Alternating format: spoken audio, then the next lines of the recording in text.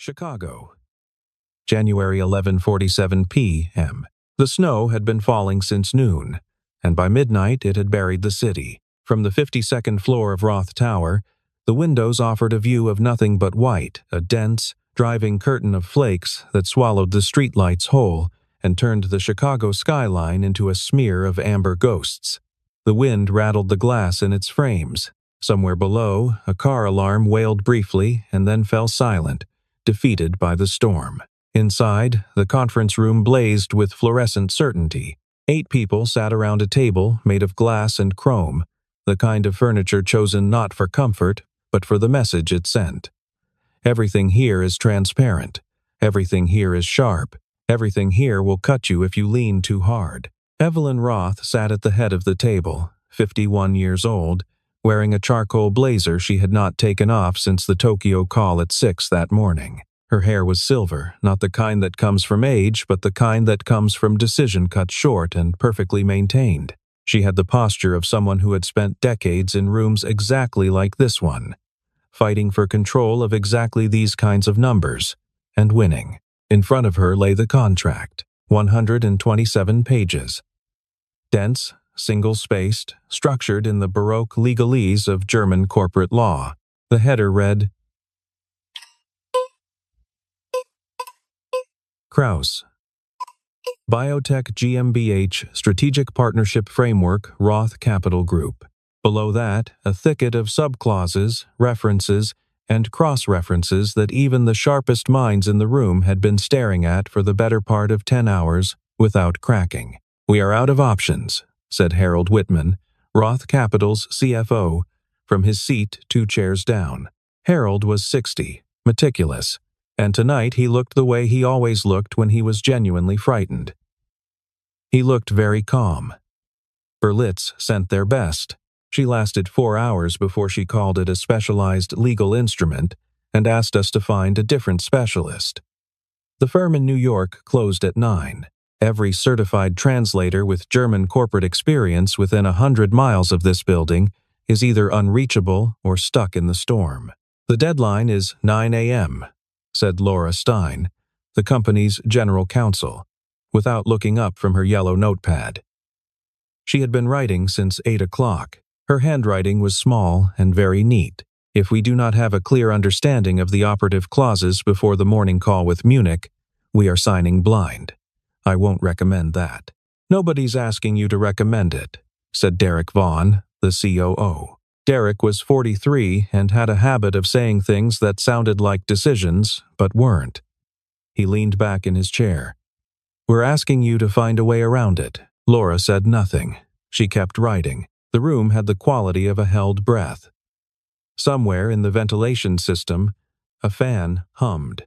The snow pressed against the glass. It was into this silence that Adrian Keller pushed his cart. He came in through the service entrance at the far end of the room, the one that nobody used because nobody thought about it. His cart held a yellow plastic bucket, a mop, a spray bottle, and a folded collection of gray cleaning rags. He wore the uniform of Roth Tower's contracted facilities staff, dark gray trousers, a gray collared shirt with the building's logo above the left breast pocket.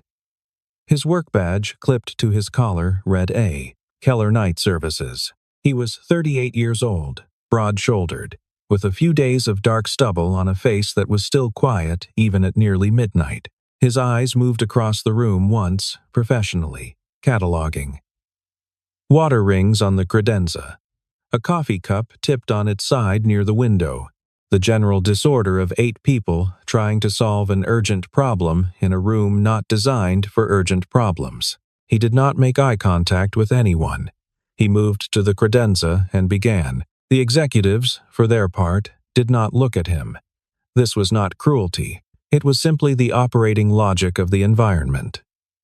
The man with the cleaning cart was furniture, useful furniture. But furniture nonetheless. Evelyn Roth stood up. She walked to the window, stared at the white nothing outside, and turned back to the room. In her hand, she held the contract as though it weighed significantly more than 127 pages. "We have been at this for 10 hours, she said. Her voice was flat, precise, the kind of voice that had learned not to waste energy on inflection. "We have called every resource this company possesses, and several it doesn't. We cannot find a translator." A pause. "So, who in this room has another idea?" Silence. Evelyn's gaze traveled around the table and landed, almost as an afterthought, almost as a joke she was making to herself on the man at the credenza. "Maybe we let the janitor have a look," she said. The words came out dry, light, carrying exactly the weight of mockery and not a gram more. "Translate this. My salary's yours." Laughter.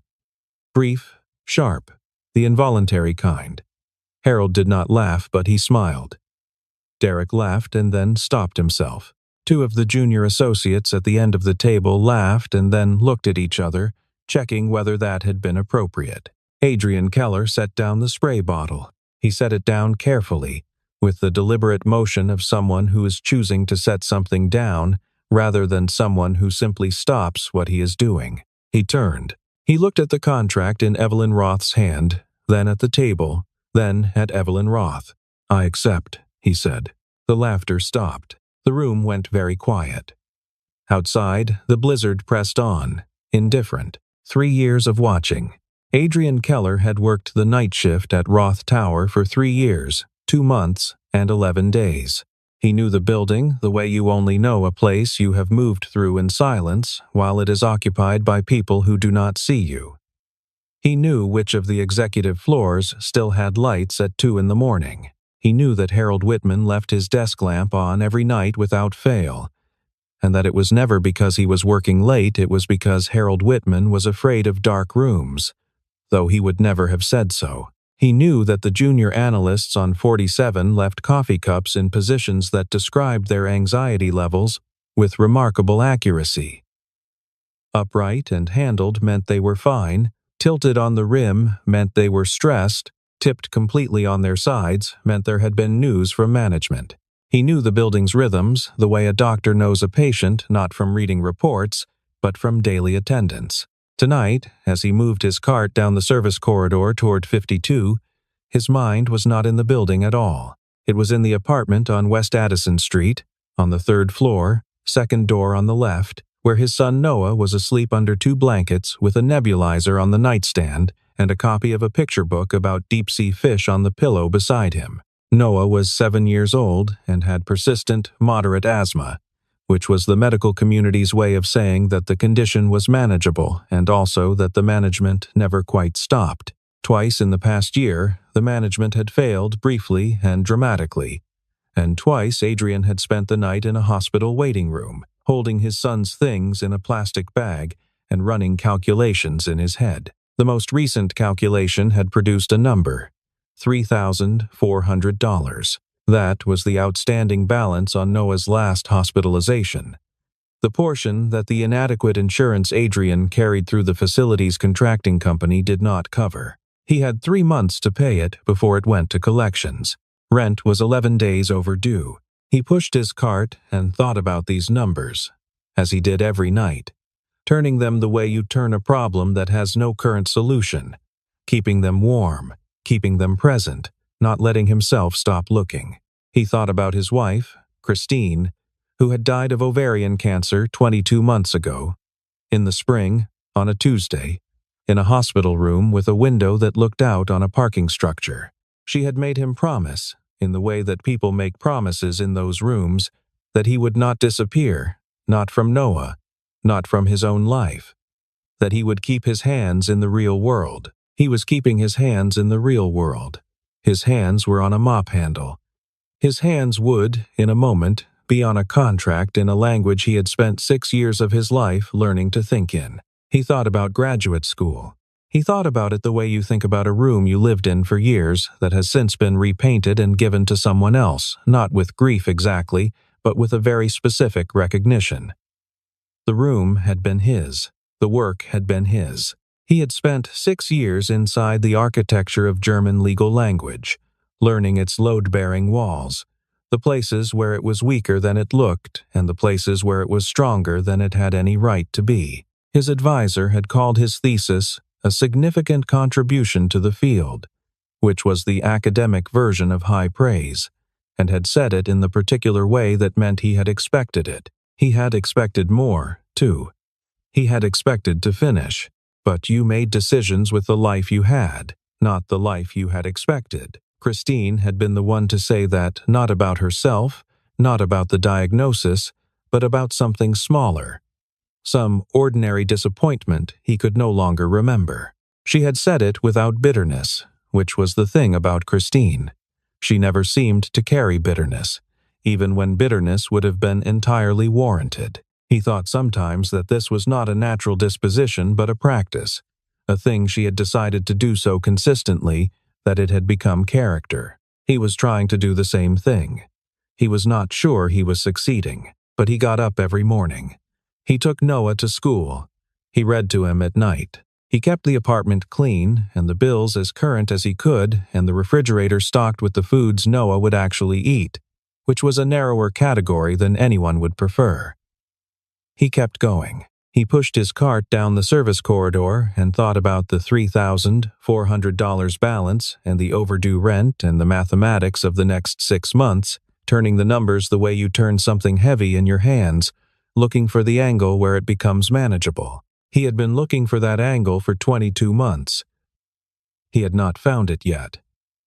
He had not stopped looking. He pushed through the service door into the conference room and did what he always did. He assessed, he catalogued, he began. He did not need them to see him. He had long since stopped needing that. Ombre, Aliki, PM. Nobody moved. Evelyn Roth looked at the man who had just accepted her offer, the offer she had made as a joke, the offer that was not supposed to be accepted, and felt something she was not accustomed to feeling in this room, uncertainty about what happened next. "You speak German," she said. It was not quite a question. "I read German," Adrian said. "Specifically, I read legal German. There's a difference. Spoken German is approximately what you expect. Legal German is its own instrument." Derek Vaughan made a sound that was not quite a laugh. "This is insane. Give him a section," Laura Stein said. Everyone looked at her. Laura's expression did not change. She had been a lawyer for 19 years, and she had the practitioner's instinct for relevant data, regardless of its source. "Give him a section," she said again. 10 minutes. If he can't produce, we haven't lost anything except 10 minutes. Evelyn considered this for exactly 2 seconds.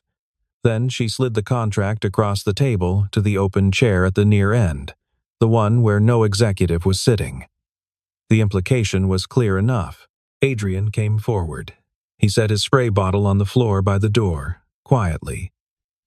He sat down. He did not open the contract immediately. He looked at the table of contents for 11 seconds. 11 seconds that felt considerably longer to the people watching, and then turned to page 44. "Section 7, he said.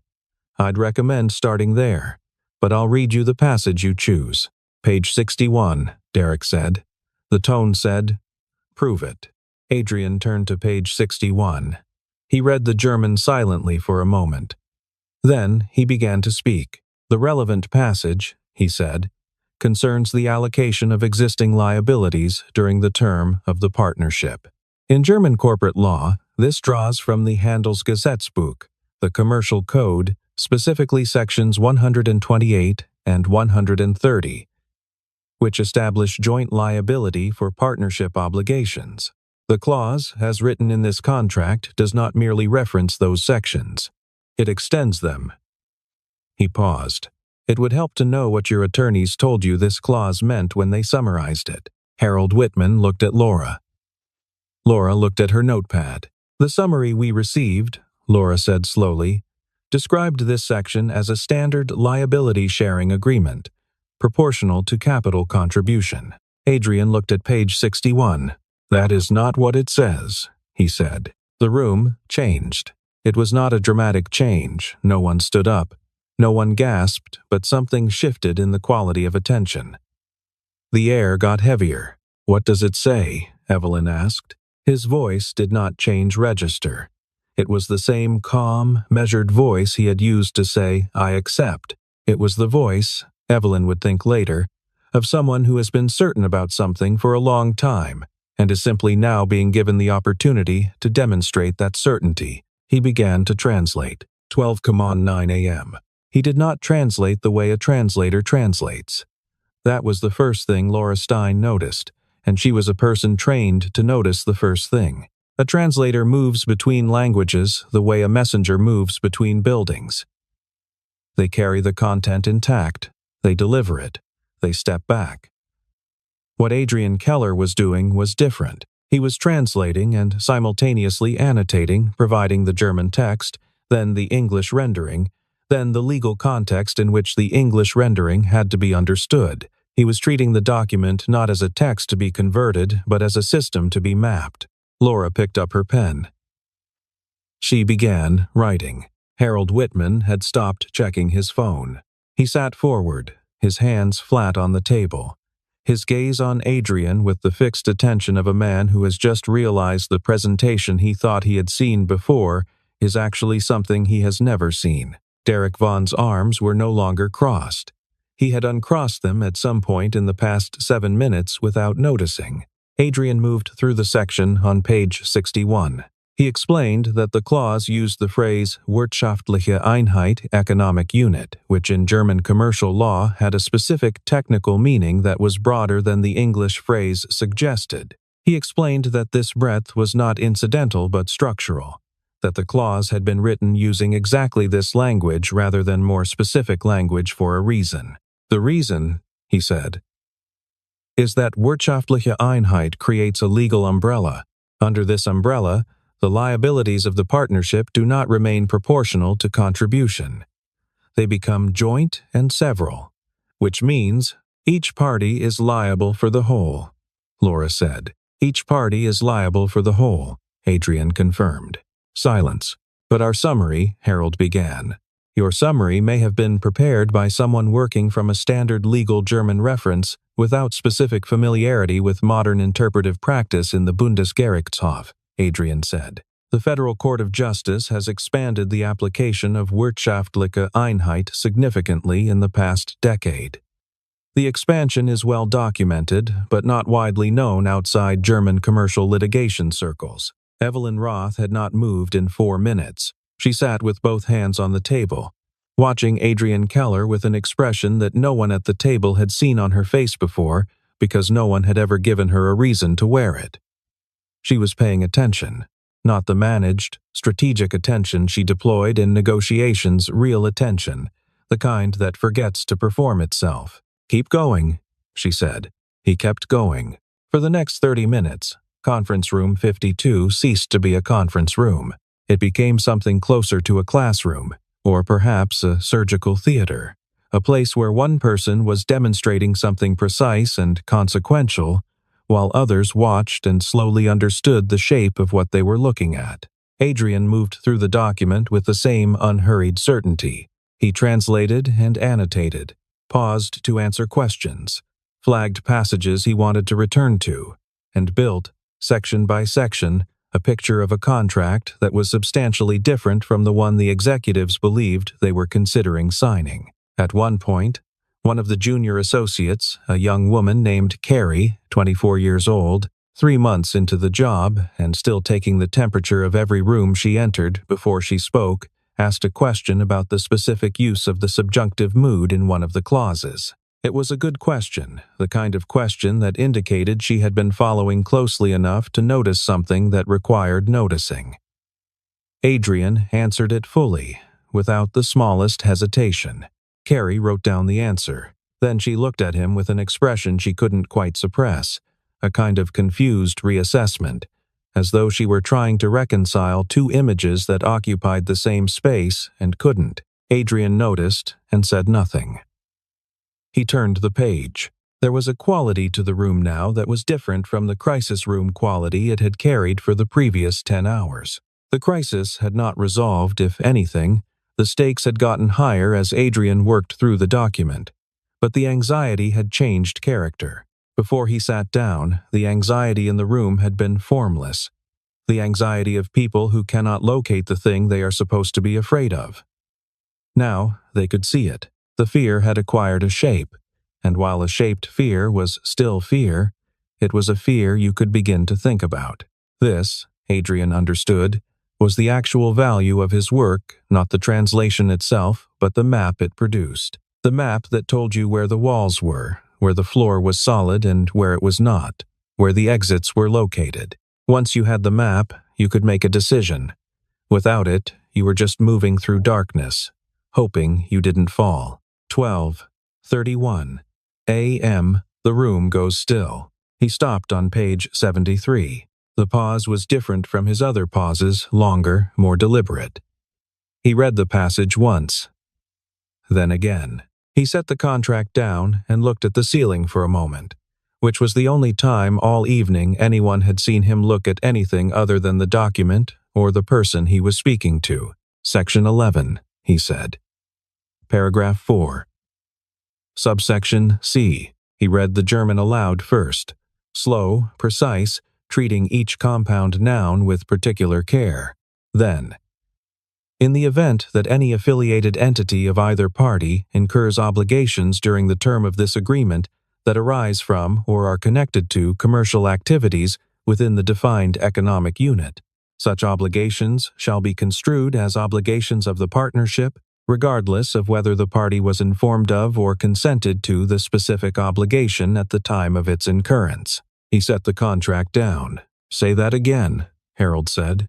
If Kraus Biotech has a subsidiary of a subsidiary, or a company connected to them by ownership or contract, and that company incurs a debt or a liability during the term of your partnership, that liability belongs to both of you, even if you didn't know about it, even if you didn't agree to it, even if the connection to Kraus is indirect enough that you would not ordinarily consider it your concern. The room was very quiet. What kind of liabilities are we talking about? Evelyn asked. Kraus Biotech GmbH has 19 documented subsidiaries across 6 countries, Adrian said. Of those, at least 4 are operating in markets with significant pending litigation. 1 is currently under investigation by the European Medicines Agency for clinical trial irregularities. The details are in their public filings if you want them confirmed, but the clause as written would encompass any judgment or settlement arising from those proceedings. Harold Whitman's color changed. It changed the way the color changes in the face of someone who is doing arithmetic in real time and does not like the answer the arithmetic is producing. How much? He said. The pending clinical trial matter alone, Laura said, pulling up a document on her laptop with hands that moved very quickly, has an estimated exposure of... She stopped. She looked at the screen. The plaintiff's filings estimate aggregate damages at 800 million euros. No one spoke. Outside, the blizzard had intensified. The wind was audible now, a low sustained pressure against the glass that sounded, if you let yourself think about it, like something trying to get in. 800 million, Derek said. That is the plaintiff's estimate, Adrian said. Courts rarely award the full plaintiff estimate, but the clause does not require an adverse judgment. It requires only that the liability exist during the term of the partnership. Settlement, verdict, or ongoing legal exposure, all of it would qualify under the language as written. Evelyn Roth stood up. She walked to the window. She looked at the white nothing outside. It's not a partnership agreement, she said, to the window. No, Adrian said. It's a liability transfer mechanism. That's one way to read it. She turned. What's another way? There isn't one, he said. I was being polite. 1, 2, a.m. The architecture of the trap. He found the second problem 40 minutes later, on page 91. By then, the room had reorganized itself. The junior associates were no longer at the far end of the table. They had moved closer, not consciously but incrementally, pulled in by the gravity of what was happening. Laura had filled 7 pages of her notepad. Harold had stopped looking calm. Section 14. Paragraph 2 concerned intellectual property, the new diagnostics platform that was, nominally, the reason for the partnership in the first place. Roth Capital had spent 18 months and $43 million on the preliminary development work. The platform was the asset. Acquiring co-ownership of the IP was the point of the deal. The phrase used in the original German, Adrian said, is Nutzungsrecht. It does not mean ownership. It means right of use. The distinction in German law is not subtle. It is categorical. A Nutzungsrecht grants you the ability to use the intellectual property. It does not grant you title. It does not grant you the right to sublicense. It does not grant you the right to modify. And it terminates by the default provisions of German IP law upon the dissolution of the partnership. Laura put her pen down for the first time all evening. The translation we received, she said, used the word ownership. I know, Adrian said. That is the translation you would get from a standard legal dictionary. It is not the translation you would get from someone familiar with German IP jurisprudence. So the 43 million we put in, Harold said, the platform we built, would revert entirely to Kraus Biotech upon dissolution. Yes, Harold sat back. He looked at the ceiling. He did not look at anyone for 30 seconds. The third problem was in Section 19, and it was, in its way, the most elegant of the three: arbitration. Every significant contract has an arbitration clause, a provision specifying where and how disputes will be resolved if the partnership breaks down. The clause in this contract specified the Deutsches Institut für Schiedsgerichtsbarkeit, the German Arbitration Institute in Munich, under German law, with proceedings conducted in German. This means, Adrian said, that any dispute you initiate would be conducted in Munich, in German, by arbitrators selected under German institutional rules, applying German commercial law. Your American legal team would need German co-counsel who are accredited before that institution. The procedural rules are substantially different from AAA or JAMS arbitration. The timelines are longer, the discovery process is more limited, and the awards, while nominally enforceable in the U.S. under the New York Convention, would face significant practical obstacles in collection. He closed the contract. In summary, he said, this document proposes the following arrangement. Roth Capital Group accepts joint and several liability for an estimated $800 million in third-party exposure it cannot audit. Roth Capital Group contributes its intellectual property to the partnership and receives in return a use license that terminates when the partnership does. And any attempt to remedy these arrangements through legal action will be conducted in a foreign jurisdiction, in a foreign language, under foreign procedural rules. He set his hands flat on the table. That is what you were about to sign, he said. The silence that followed was a different kind of silence than any that had preceded it. It was the silence of people who have just seen a very large number in a context where they cannot ignore it. Harold Whitman stared at the contract as though it had changed its appearance, which in a sense it had. The document was the same 127 pages it had always been. The words were the same, only the understanding of them had changed, and the understanding had changed everything. He thought about the board meeting they would have had in 6 weeks. He thought about the press release announcing the partnership, which his communications team had drafted and sent to him for review that morning. He thought about the moment, somewhere in the next year, when the Kraus subsidiary litigation resolved unfavorably, and someone, a lawyer, a regulator, a reporter had gone through the partnership agreement and found Section 11, Paragraph 4, Subsection C.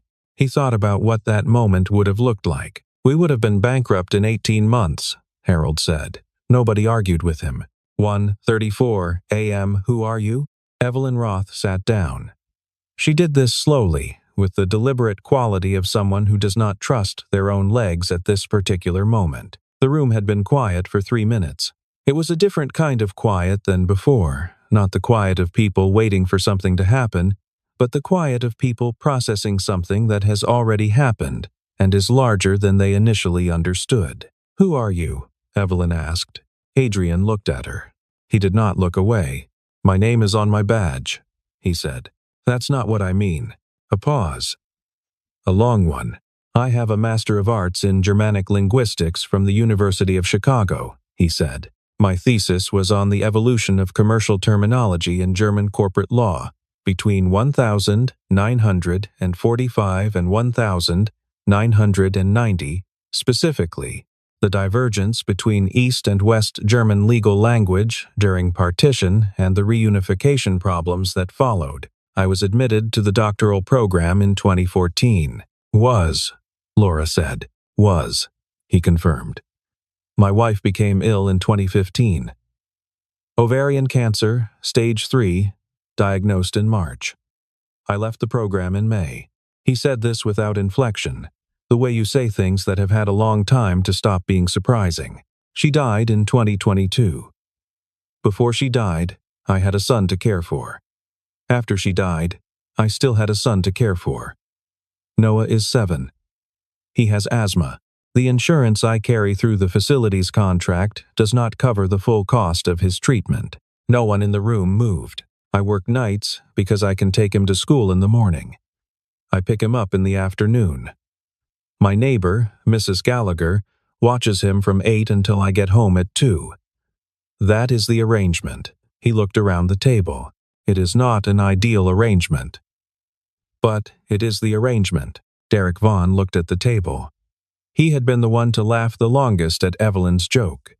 He looked at the table for a long time. "Why didn't you say something?" Harold asked. "When you came in?" Before the comment, "You could have just..." Adrian looked at him. "Could I?" he said. Harold started to answer. Then he stopped. "I have pushed my cart through this floor," Adrian said. 147 times in the past year. 42 of those times, there were people in the conference room when I arrived. Not once in 42 occasions did anyone in this room speak to me. Not a greeting, not a request, not a question. He was not angry. He was precise. "I am not blaming you. That is not the point I'm making. The point I'm making is that you asked why I didn't say something, and the answer is, in my experience of this environment, I am not someone who is expected to have something to say." Evelyn Roth said nothing for a long time. "Would you have listened?" Adrian asked. Nobody answered him. The blizzard pressed against the windows. The fan in the ventilation system hummed. 1:47 a.m. The machines confirm. Laura Stein ran the verification herself. She used 3 tools. A professional-grade legal translation service that the firm paid $1,200 a month to access, an enterprise AI translation system that Roth Capital's IT department had integrated into their document management platform, and a call at nearly 2 in the morning to a colleague in Frankfurt who had been her contact at a German law firm for 11 years and who answered on the 3rd ring, asked no questions about the hour, and read the relevant passages when Laura read them to him. It took 44 minutes. During those 44 minutes, Adrian Keller sat at the far end of the table and drank the coffee that one of the junior associates had brought him without being asked. He drank it the way he did everything, without hurry, without ostentation. Harold Whitman sat across from him and did not speak, but also did not look away. Derek Vaughan had stepped out to make a call and had not returned. The junior associates sat very still. Adrian did not fill the silence. He had spent 3 years working in rooms where silence was what was expected of him, and he had learned to inhabit it without performing discomfort. He sat with his coffee and occasionally glanced at the contract where it lay on the table, not reading it now, but having read it the way a musician sits near an instrument they have just played, in the particular relationship of completion. Harold Whitman looked at him twice during those 44 minutes, and both times started to say something and then didn't. The second time, what he had been about to say was, "I'm sorry." He hadn't said it because it seemed insufficient, and he wasn't sure in the honest way. You are not sure about things at 2 in the morning when you have been stripped of your operating assumptions, whether the insufficiency was the apology's problem or his own. At 1:47 a.m., Laura looked up from her laptop. "He's correct," she said. On every point.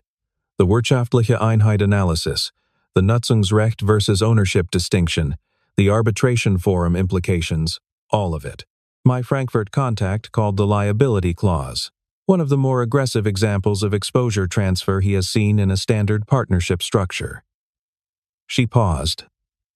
Those are his words. Evelyn Roth had been standing at the window for most of those 44 minutes. "All right," she said. She turned. "Pull the deal." "Evelyn," Harold said carefully. "The deposit. Pull it. $50 million. Harold." Her voice did not rise. "We were 3 signatures away from accepting legal liability for a potential $800 million in third-party debt that we cannot audit, forfeiting our IP rights to a platform that cost $43 million to develop, and locking ourselves into a dispute resolution mechanism designed in Munich, conducted in German. Before arbitrators, we had no role in selecting." She looked at him. $50 million is the cost of not signing that document. I can live with that cost. I cannot live with the other one." Harold was quiet. "Pull the deal," Evelyn said. "Document the reasons. Have legal prepare a withdrawal notice by 6 a.m. We will need to communicate with the board before the morning call." Laura was already writing. 2:15 a.m. What respect looks like. The others had left. Derek by the service elevator, 20 minutes ago. Harold, shortly after. The junior associates dispatched to draft preliminary documents and call whatever contacts could be reached at this hour. The room had returned to the state it was in before the crisis. A glass table, chrome chairs, the faint smell of cold coffee. Adrian was collecting his things. The spray bottle, the rags, the cart was by the door. Evelyn Roth stood between him and the door. "I owe you an apology," she said. He looked at her. "Not for asking you to translate," she said. "For the way I asked. The comment was, it was cheap. It was the kind of cheap I would not have accepted from someone else in this room, and I should not have produced it myself." He said nothing. He let her finish. "I want to offer you a position," Evelyn said. "Director of International Contracts.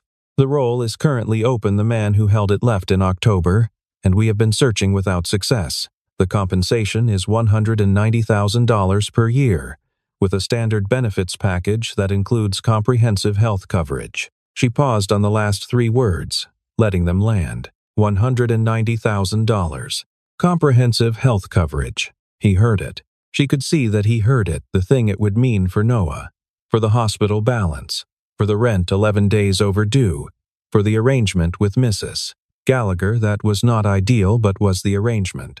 "I have conditions," he said.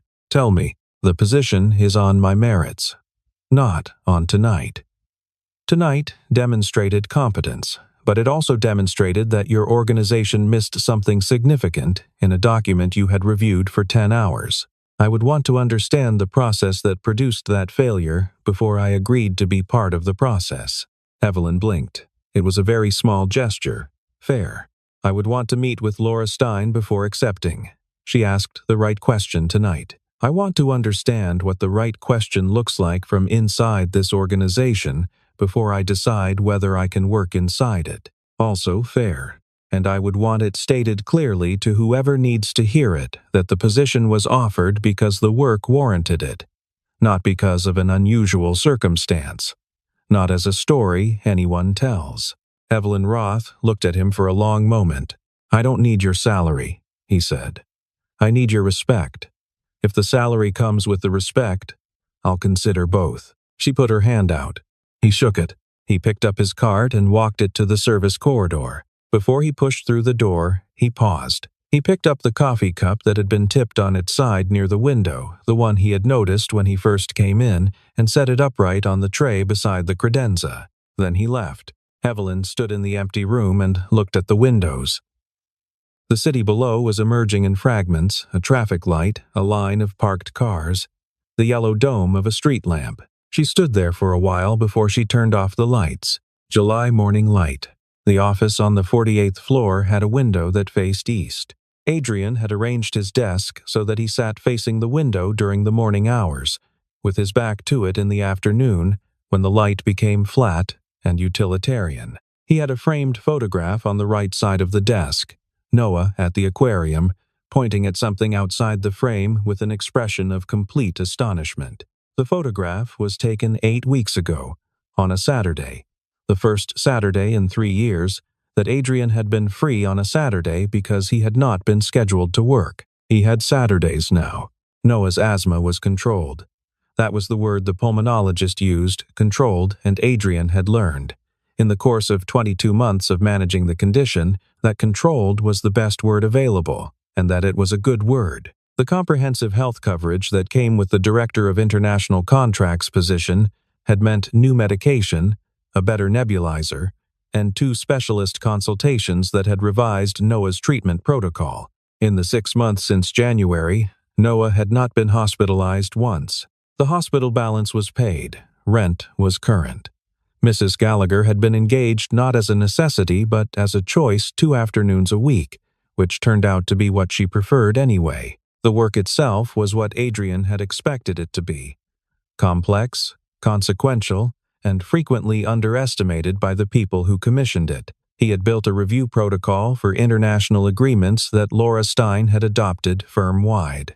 He had brought in a part-time specialist in French commercial law and was in conversation with a contact in Tokyo about Japanese regulatory matters. He had, in 6 months, identified problematic language in 11 contracts that had passed through the organization's previous review process without comment. He did not talk about January in the office. He had asked that it not be talked about, and Evelyn had honored the request, and so had Laura. And so, in his way with somewhat more difficulty, had Derek Vaughan, who had come to Adrian's office in February and stood in the doorway for a moment before saying something quiet that was either an apology or very close to one, and then left. Adrian had said nothing in return, which was its own kind of acceptance. Evelyn Roth had changed things. Not all at once, that was not how organizations changed, but incrementally, in the small procedural ways that added up. She had implemented a building-wide professional acknowledgement policy. All facilities staff were to be greeted by name. She had created an educational assistance program for contract building employees. She had sat in on a meeting with the facilities contracting company and asked, in her flat, precise voice, what prevented them from offering portable benefits to their night shift workers, and had listened to the answers with the attention of someone who intended to do something with what she heard. It was not transformation. It was motion in the right direction, which was what motion looked like before it became transformation. On a Thursday in July, Noah had a school assignment. The assignment was to bring something to class that described what a parent did for work. The night before, sitting at the kitchen table while Adrian checked a contract clause on his laptop, Noah had asked him what he should bring. They had talked it through. Adrian had explained in the careful, honest way he tried to explain things to Noah that his job was to read agreements between companies to make sure the agreements said what everyone thought they said, that sometimes agreements had problems in them, hidden in complicated language, and that his job was to find the problems before anyone signed. Noah had listened. So you fix things, Noah said. Sometimes I find the problems before they need fixing. That's different. What's it called? Preventing, Adrian said. You prevent a problem. Noah thought about this. But it's still kind of saving, right? Like you save the company from the problem. Adrian looked at his son. Something like that, he said. The next day, Noah told his class, my dad saves companies. He did not describe the conference room on the 52nd floor, or the blizzard, or the cleaning cart left by the service door. He described a man who reads difficult documents and finds the things that are wrong with them. He described it with the plain confidence of someone reporting a fact he has always known. His teacher, a woman named Miss Perkins, who had been teaching second grade for 16 years and had developed a reliable ear for the difference between what children said and what they meant, wrote a note in the margin of her class observation journal. Noah K. talks about his father the way children talk about someone who is genuinely present, not performing.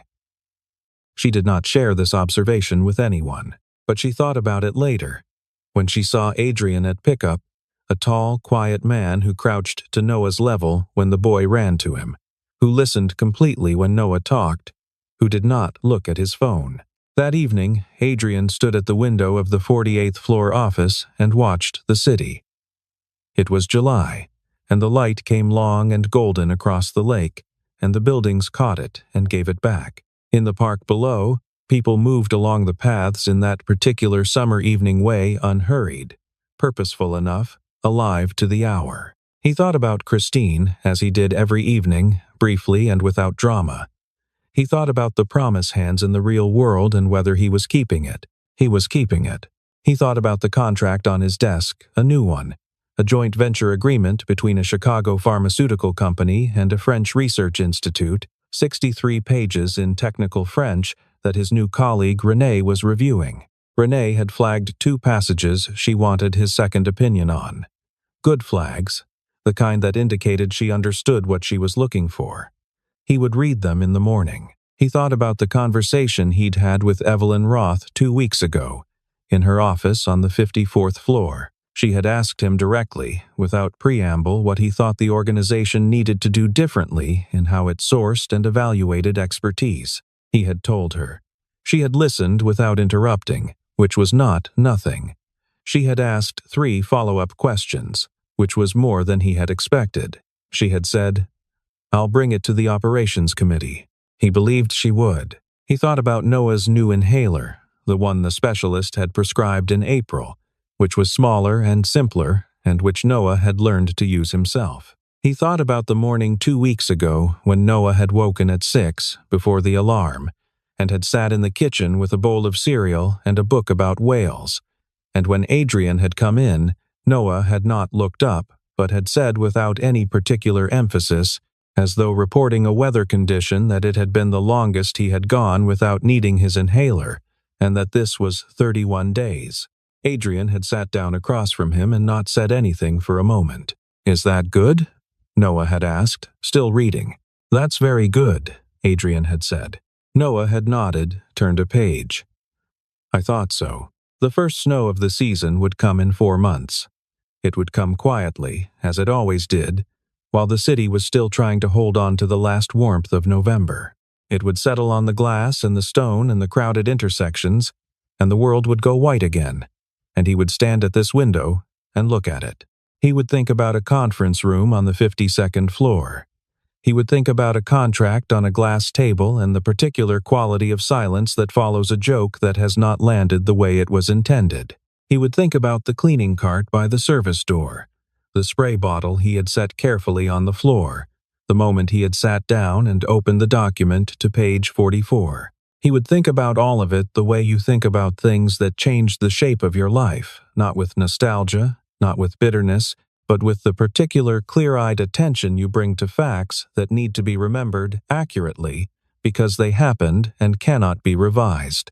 He still cleaned things, he thought, just different things now.